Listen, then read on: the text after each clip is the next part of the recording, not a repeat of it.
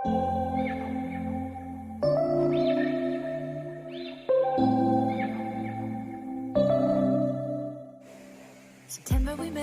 Egg biryani அருமையா ready ஆயிடுச்சு பாருங்க. இந்த மழை காலையில சப்ஸ்கிரைப் பண்ணி வச்சுக்கோங்க. கூடவே இருக்கிற பெல் ஐகானை பிரஸ் பண்ணி வச்சுக்கோங்க. லைக் பண்ணுங்க, ஷேர் பண்ணுங்க, கமெண்ட். ஹாய் ஃப்ரெண்ட்ஸ், எல்லாரும் எப்படி இருக்கீங்க? உங்களை பார்த்ததுல எனக்கு ரொம்ப சந்தோஷம். இன்னைக்கும் நிறைய புது ஃப்ரெண்ட்ஸ் நம்ம சேனல்ல ஜாயின் பண்ணிருக்கீங்க. எல்லாருக்குமே ரொம்ப ரொம்ப நன்றி. புதுசா நம்ம சேனலை பார்க்குறவங்களா இருந்தா சப்ஸ்கிரைப் பண்ணி வச்சுக்கோங்க. கூடவே இருக்கிற பெல் ஐகானை பிரஸ் பண்ணி வச்சுக்கோங்க. Thank you friends. இன்னைக்கு நம்ம கிச்சன்ல என்ன பார்க்க போறோம்னா, இன்னைக்கு மழைக்கு இதமா ஒரு எக் பிரியாணி பார்க்கலாம். மழை காலத்தில் மழையில் வெளியிலையும் போக முடியாது. ஏதாவது சிக்கன் மட்டன்லாம் எடுக்க போகணும் அப்படின்னா கூட மழை நிற்க மாட்டேங்குது, குளிராகவும் இருக்குது. இந்த சமயத்தில் வீட்டில் எப்பயுமே நம்மளுக்கு முட்டை இருக்கும். கொஞ்சம் வெரைட்டி ரைஸ் மாதிரி இந்த மாதிரி எக் பிரியாணி, குஸ்கா இந்த மாதிரிலாம் பண்ணி இந்த மசாலா வாசனையோடு சாப்பிடும்போது இந்த குளிருக்கும் அந்த மழைக்கும் ரொம்ப டேஸ்ட்டாக இருக்கும். என்ன மாதிரி ஆளுங்களுக்கு கொஞ்சம் மசாலா வாசனை இருந்தால் தான் சாப்பாடே உள்ளே இறங்கும். இந்த மாதிரி இருக்கிறவங்களுக்கு இந்த எக் பிரியாணி சூப்பரான ஒரு சாய்ஸு. எப்படி செய்யலான்றதை இப்போ நம்ம பார்க்கலாம். இதுக்கு நாங்கள் 2 பேர் தான் இருக்கோம். அதனால நான் 4 முட்டை எடுத்திருக்கேன். உங்கள் வீட்டில் எவ்வளோ பேர் இருக்காங்க அப்படிங்கிறதுக்கு தகுந்த மாதிரி முட்டை, ரைஸு எல்லாமே நீங்கள் அதிகமாக எடுத்துக்கலாம். இப்போ 4 முட்டையும் வேக வச்சு எடுத்து வச்சுருக்கேன். இதை ஃபஸ்ட்டு இந்த மாதிரி கத்தியால் லைட்டாக அப்படி கீறிவிட்டு ஃபஸ்ட்டு ஃப்ரை பண்ணிவிட்டு தான் நம்ம பிரியாணியில் போட போகிறோம். அப்போ தான் டேஸ்ட்டாக இருக்கும்.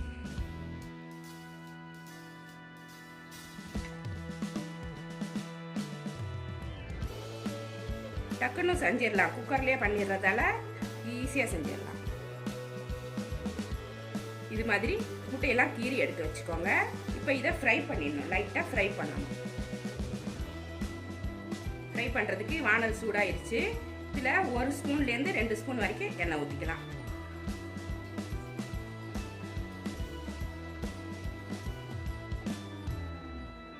எண்ணெய் சூடான உடனே ஒரு 1/4 ஸ்பூன் மஞ்சள் பொடி, 1/4 ஸ்பூன் தனி மிளகாத்தூள் போட்டுக்கிறேன் காரத்துக்கு. அது மாதிரி கரம் மசாலா பொடி இல்லைன்னா கறி மசால் பொடி 1/4 ஸ்பூன் போட்டுக்கிறேன். உப்பு ஒரு 1/4 ஸ்பூன் போட்டுக்கிறேன். ஃப்ளேமை குறைச்சி வச்சுக்கணும், இல்லைனாக்கா இந்த பொடி கரிஞ்சு போயிடும்.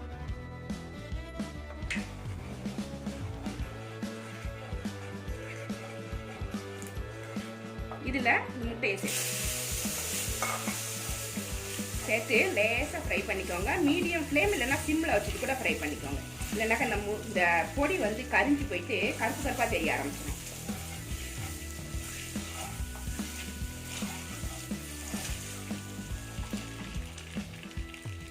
கொஞ்ச நேரம் ஃப்ரை பண்ணணும். அப்போ தான் இந்த உப்பு காரம்லாம் லேசாக அதில் பிடிக்கும். முட்டை ஃப்ரை ஆகிடுச்சு. ஒரு நிமிஷம் ஃப்ரை பண்ண போதும். இதை தனியாக ஒரு கப்பில் எடுத்து வச்சுட்டு நம்ம பிரியாணி செய்ய ஆரம்பிச்சிடலாம். குக்கரை ஸ்டவ்வில் வச்சுட்டு கொஞ்சமாக எண்ணெய் ஊற்றிக்கலாம். பிரியாணி பண்ணுறதுக்கு தேவையான எண்ணெய் நான் ஒரு 4 ஸ்பூன் அளவு ஊற்றுறேன். கொஞ்சம் ரைஸ் தான் போட போகிறேன் இன்றைக்கி. 1.5 டம்ளர் ரைஸ் தான் நான் இன்றைக்கி செய்ய போகிறேன். அதுக்கு தகுந்த மாதிரி கொஞ்சமாக போட்டுக்கணும் எண்ணெய். கொஞ்சம் அதிகமாக போயிடுச்சுன்னா நிறைய பிரியாணியில் தெரியும். நெய் 1 ஸ்பூன் போட்டுக்கணும். 1லேருந்து 1.5 ஸ்பூன் வரைக்கும் போடுறேன்.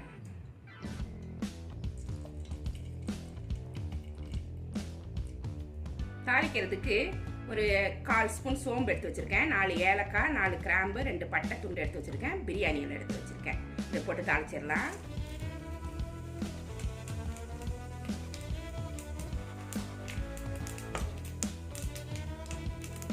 ரெண்டு பெரிய வெங்காயம் நீளமாக கட் பண்ணி வச்சுருக்கேன். 1.5 டம்ளர் ரைஸுக்கு இது கரெக்டாக இருக்கும். இதை நான் போட்டுக்கிறேன். அதிகமாக எடுத்திங்கன்னா நிறைய போட்டுக்கிறேன்.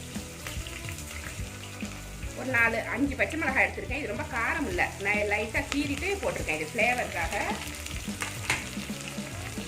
அதையும் சேர்த்து லேசாக ஃப்ரை பண்ணி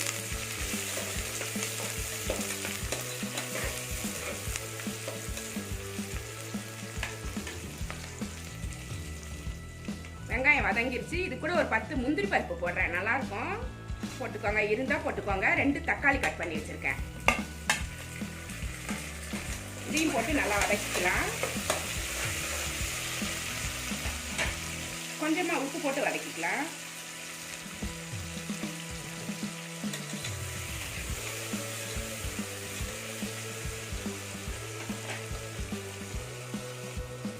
தக்காளி வதங்கிடுச்சு. ஒரு குடமிளகா கட் பண்ணி வச்சுருக்கேன். கொஞ்சம் பெருசாகவே கட் பண்ணிச்சிருக்கேன். ஏன்னா குக்கரில் குழஞ்சி போயிடும். அதனால் கொஞ்சம் பெருசாக கட் பண்ணி வச்சுருக்கேன். கொத்தமல்லி, புதினா, கருவேப்பிலை அதையும் போட்டுக்கலாம். இஞ்சி பூண்டு பேஸ்ட்டு 2 ஸ்பூன் போடுறேன் நான்.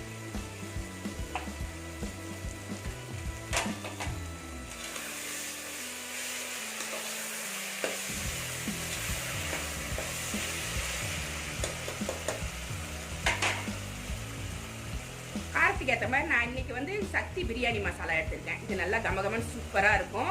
இன்ஸ்டண்ட்டாக பிரியாணி பண்ணுறதுக்கு நமக்கு ஈஸி மெத்தடு. சக்தியில் எடுங்க, இந்த பிராண்டு பார்த்துக்கோங்க, இது நல்லாயிருக்கும். இதில் அளவாக போட்டுக்கோங்க. இது போட்டுட்டிங்கன்னா உங்களுக்கு காரத்துக்கு தனியாலாம் எதுவுமே போட வேண்டாம். இதில் காரம் மசாலா எல்லாமே இருக்கிறதால உங்களுக்கு எவ்வளோ காரம் தேவையோ அவ்வளோ போட்டுக்கோங்க. இந்த மசாலா பொடியை எனக்கு பாதி போட்டுக்கிட்டேன் நான்.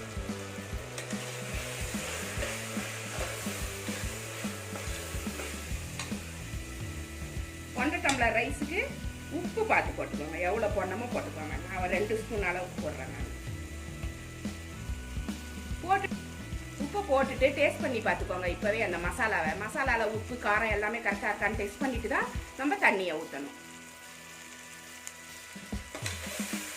ஃப்ளேம் மீடியமில் வச்சுக்கணும், ஃப்ளேம் அதிகமாக வச்சிடாதீங்க.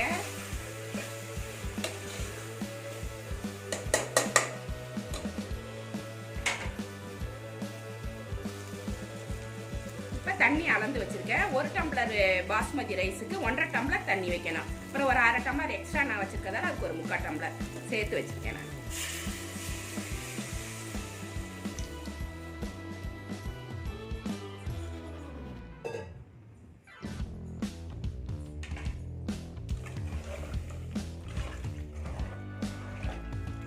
நல்லா கலந்து விட்டுட்டு நல்லா தண்ணி கொதிக்கிற வரைக்கும் நம்ம வெயிட் பண்ணிக்கலாம்.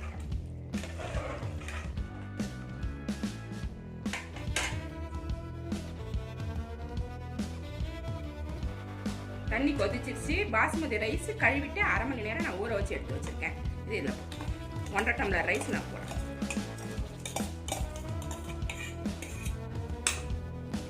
வீட்டில் எத்தனை பேருன்னு பார்த்துட்டு அதுக்கு தகுந்த மாதிரி ரைஸு, வெங்காயம், தக்காளி எல்லாமே அதிகம் பண்ணிக்கலாம். கம்மியாக இருந்தால் கம்மி பண்ணிக்கலாம்.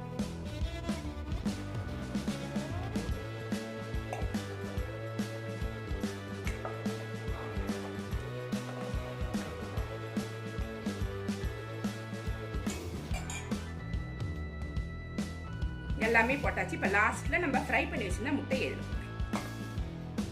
இந்த மசாலாவோடையே கொட்டி விட்டுருங்க, நல்லா இருக்கும் அந்த மசாலா.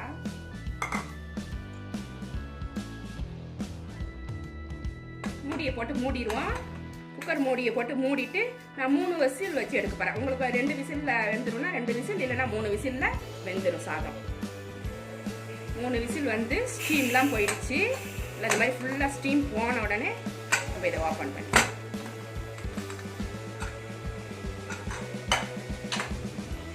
சூப்பராக இருக்கு பாருங்க பிரியாணி. உடனே கரண்டியை போடக்கூடாது, குழஞ்சி போயிடும், கொஞ்சம் ஆறணும். செம்ம டேஸ்ட்டாக இருக்கும் இந்த பிரியாணி. நல்லா உதிராக நல்லா இருக்கு பாருங்க. இப்படி இருக்கும். முட்டையும் ரெடியாக இருக்குது. எக் பிரியாணி சூப்பராக ரெடி ஆகிடுச்சு. இது ஒரு பிளேட்டில் எடுத்து வச்சிடணும். சூப்பரான எக் பிரியாணி அருமையாக ரெடி ஆகிடுச்சு பாருங்கள். இந்த மழை காலத்துக்கு இந்த குளிருக்கும் எக் பிரியாணி சாப்பிடும்போது செம்ம டேஸ்ட்டாக இருக்கும். சுட சுட சாப்பிட்லாம். செம்ம டேஸ்ட்டான இந்த பிரியாணி உங்களுக்கு பிடிச்சிச்சின்னா நம்ம சேனலை சப்ஸ்கிரைப் பண்ணி வச்சுக்கோங்க. கூடவே இருக்கிற பெல் ஐக்கானே ப்ரெஸ் பண்ணி வச்சுக்கோங்க. லைக் பண்ணுங்கள், ஷேர் பண்ணுங்கள், கமெண்ட் பண்ணுங்கள். இவ்வளோ நேரம் என்னோடய வீடியோவை பார்த்த எல்லாருமே நன்றி. Thank you friends.